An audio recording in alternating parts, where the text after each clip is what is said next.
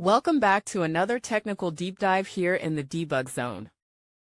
Today we're tackling a big question and breaking it down with insights from other users. Hopefully this clears up some misconceptions and helps you get the answer you need. So buckle up, stay a little curious, and let's jump right in.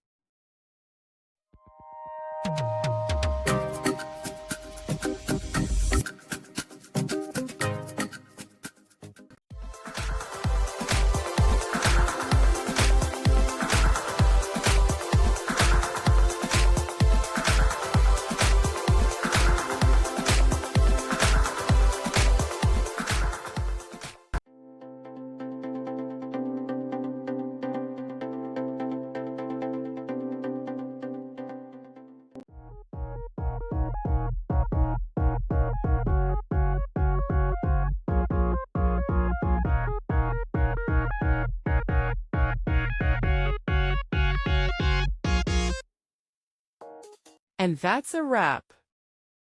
I hope you found the answer you were looking for. If you did, take a second to hit that subscribe button. It really helps out. And let me know in the comments which solution worked best for you. See you next time in the debug zone.